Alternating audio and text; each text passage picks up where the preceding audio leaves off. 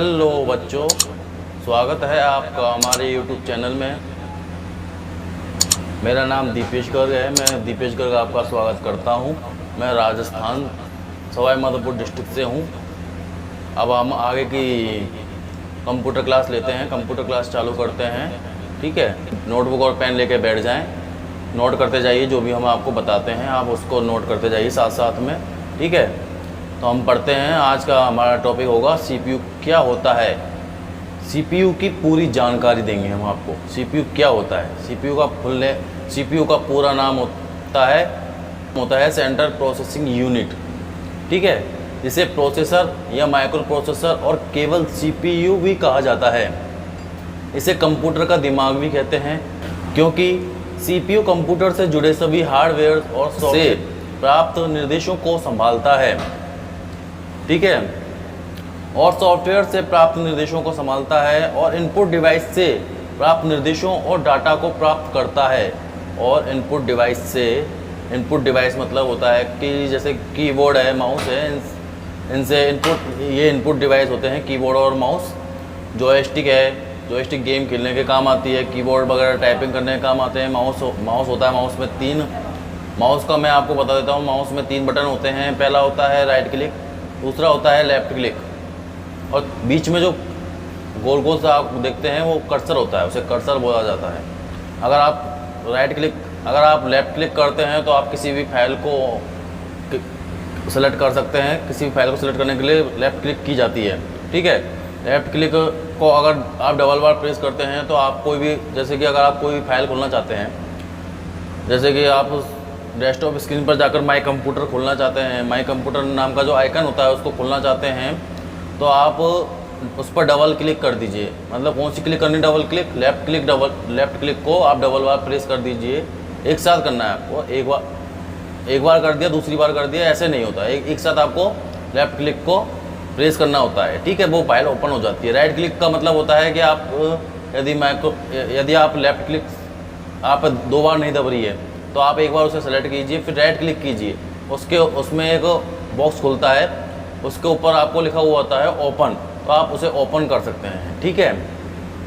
Cursor होता है कि आप कोई भी फाइल को देखना चाहते हैं। जैसे आपकी फाइल टॉप पर है और आप नीचे की फाइल पर जाना चाहते हैं। जैसे कि अगर आपकी फाइल 1 नंबर पर है और आप 10 नंबर पर जाना चाहते हैं, 10 नंबर आपको दिख नहीं रहा है, तो आप कर्सर से उसे नीचे ले जा सकते हैं उस फाइल को। तो अब हम आगे पढ़ते हैं। हम टॉपिक से भटक गए। CPU क्या होता है, CPU के बारे में हम बात जानते हैं। और CPU इनपुट डिवाइस से प्राप्त निर्देशों और डाटा को प्राप्त करता है, उसे प्रोसेस कहा जाता है। प्रोसेस मतलब होता है प्रक्रिया। आप कोई भी चीज़ करते हैं तो उसके लिए सबसे पहले आपको प्रोसेस करना होता है। यदि आप कोई शॉप करते हैं तो शॉप के लिए भी आपको मेहनत करनी पड़ती है। आप चलोगे नहीं, कोई कस्टमर आया, आपको प्रोडक्ट चाहिए तो आप उसको प्रोडक्ट लेने जाओगे तो आप जैसे आप चलते हो उसको प्रोसेस बोलते हैं, और प्रोसेस करने की क्रिया होती है, ठीक है। और परिणाम देता है। प्रोसेस करने के बाद परिणाम देता है। जैसे कि आप कोई माल लेके आए और आपने कस्टमर को दे दिया, तो वो परिणाम होता है, एक तरीके से रिजल्ट प्राप्त होता है उससे, ठीक है। आमतौर पर नए यूजर्स या जानकारी के अभाव में लोग CPU को ही कंप्यूटर समझने लगते हैं। CPU कंप्यूटर नहीं होता। CPU का फुल नेम क्या होता है, सेंट्रल प्रोसेसिंग यूनिट, यानी केंद्रीय प्रक्रिया इकाई, ठीक है।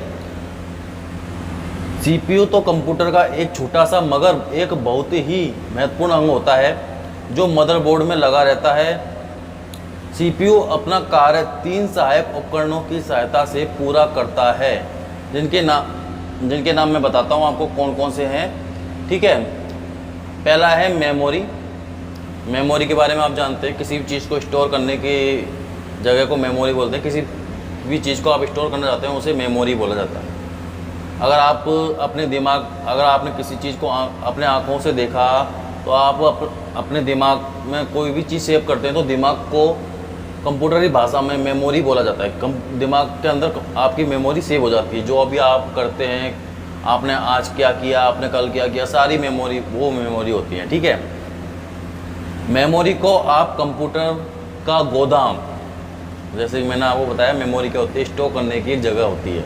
तो मेमोरी को आप कंप्यूटर का गोदाम या भंडार गृह भी समझ सकते हैं।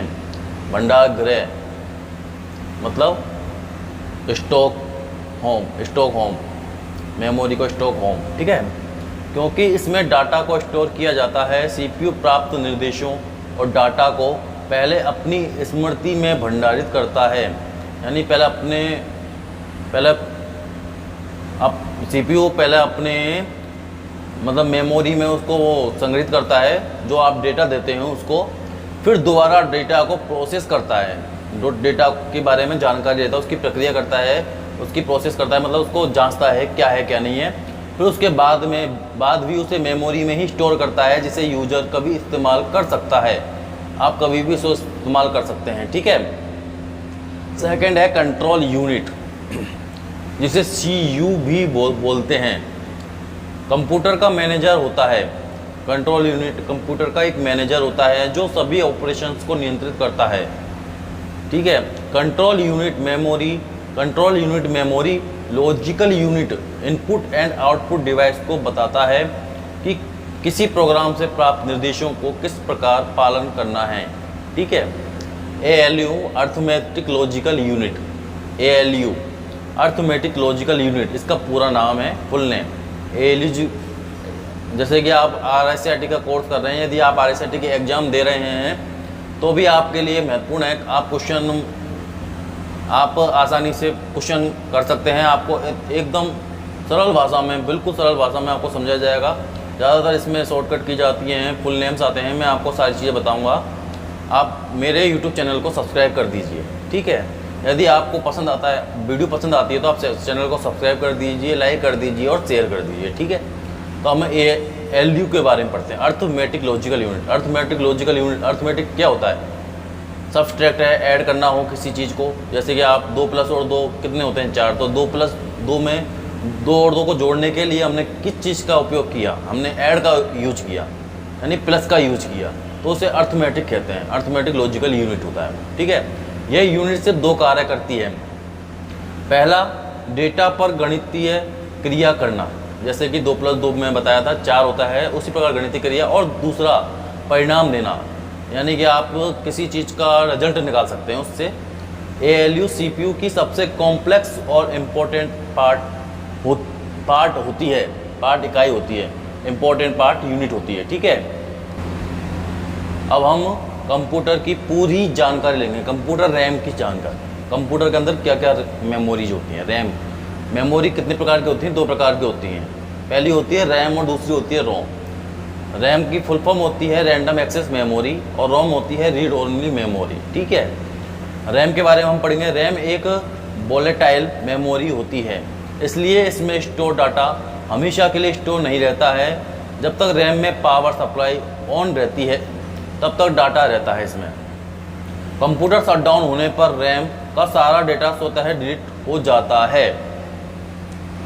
रैम क्या होता है? रैंडम एक्सेस मेमोरी, मेमोरी को एक्सेस करती है रैंडम तरीके से, ठीक है। तो इसमें कोई डाटा आप स्टोर नहीं रख सकते। रैम की विशेषताएं, रैम की विशेषताएं क्या होती है मैं बताता हूँ आपको क्या होती है। रैम CPU का भाग होती है। रैम CPU का एक पार्ट होता है। CPU के अंदर जो मदरबोर्ड लगा हुआ होता है उसी में रैम होती है, उसी में रैम के नाम एक चिप आती है जो रैम होती है, वो रैम उसमें लगाई जाती है। इसके बिना कंप्यूटर अपना काम नहीं कर सकता। यदि आपने रैम नहीं लगाई तो इसके अंदर आप कंप्यूटर पर आप काम नहीं कर सकते। रैम के बिना आप कंप्यूटर पर काम नहीं कर सकते। रैम एक मेमोरी होती है जो कि आपके कंप्यूटर की रैम एक कंप्यूटर की प्राथमिक मेमोरी होती है, मतलब पहली मेमोरी, ठीक है।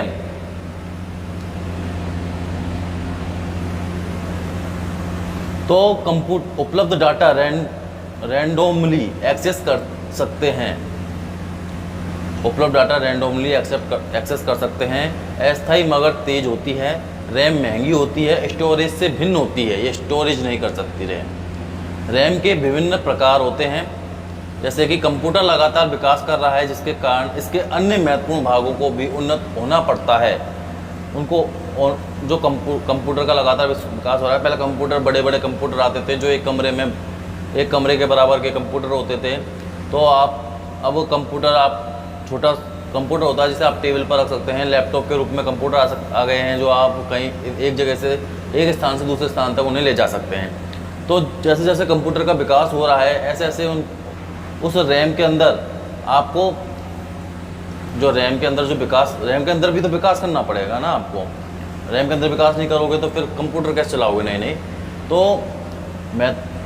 जिसके कारण इसके अन्य महत्वपूर्ण भागों को भी उन्नत होना पड़ा है, जिनमें रैम भी शामिल है। रैम भी विकास के कारण अलग अलग कार्य विशेषताओं में उपलब्ध हुई है, जिन्हें दो प्रमुख प्रकार में बांट सकते हैं। ठीक है,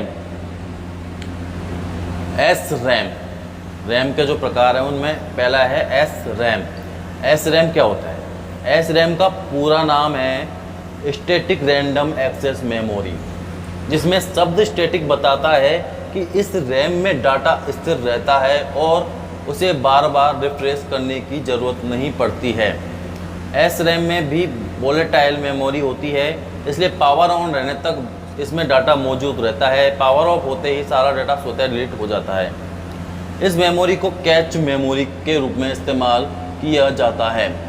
ठीक है, मेरे कैमरे में थोड़ी प्रॉब्लम आ रही है तो मैं उसको सही कर लेता हूँ बीच बीच में। दूसरी होती है इसमें सेकंड मेमोरी, बताता हूँ मैं आपको रैंडम एक्सेस मेमोरी की, डी रैम। डी रैम का पूरा नाम होता है डायनामिक रैंडम एक्सेस मेमोरी होता है। इसमें शब्द डायनामिक का मतलब होता है चलायमान, मतलब हमेशा परिवर्तन होते रहना, इसलिए इस रैम को लगातार रिफ्रेश करना पड़ता है, तभी इसमें डाटा स्टोर किया जा सकता है। ठीक है, आज के लिए इतना ही। अगले हफ्ते आपको एक और वीडियो मिल जाएगी। टॉपिक क्या रहेगा वो आने वाली वीडियो में आपको पता चल जाएगा। मैं आपको सारी जानकारी दूंगा कंप्यूटर के बारे में। यदि आप कंप्यूटर के बारे में सारी जानकारी जानना चाहते हैं, कंप्यूटर अच्छे से सीखना चाहते हैं, फ्री सीखना चाहते हैं, महत्वपूर्ण बात यह है कि आप फ्री में कंप्यूटर सीखना चाहते हैं, फ्री में अच्छे से अच्छा कंप्यूटर सीखना चाहते हैं, अच्छे से अच्छे कंप्यूटर के बारे में जानना चाहते हैं, तो आप मेरे यूट्यूब चैनल को सब्सक्राइब कीजिए, उसे लाइक कीजिए, हर वीडियो को लाइक कीजिए, शेयर कीजिए, अपने दोस्तों तक फैला दीजिए वीडियो को। जो आपके जो दोस्त हैं, आपके जो फैमिली में हैं, यदि वो कंप्यूटर सीखना चाहते हैं, कंप्यूटर के बारे में जानकारी प्राप्त करना चाहते हैं, तो आप सभी को आप ये वीडियो शेयर कीजिए। जितनी भी हम वीडियो डालते हैं सारी वीडियो शेयर कीजिए, ताकि वो भी उन्हें देख सकें, वो सीख सकें और ज़्यादा सीख सकें। ये हमारा मकसद केवल यही है कि यूट्यूब के माध्यम से आपको हम ऑनलाइन फ्री क्लासेस दे सकें। फ्री क्लासेस पाने के लिए आपको चैनल को सब्सक्राइब करना होगा।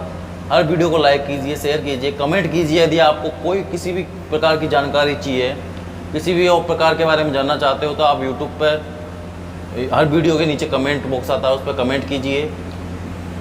नमस्ते, जय श्री राम। अब हम चलते हैं। ओके।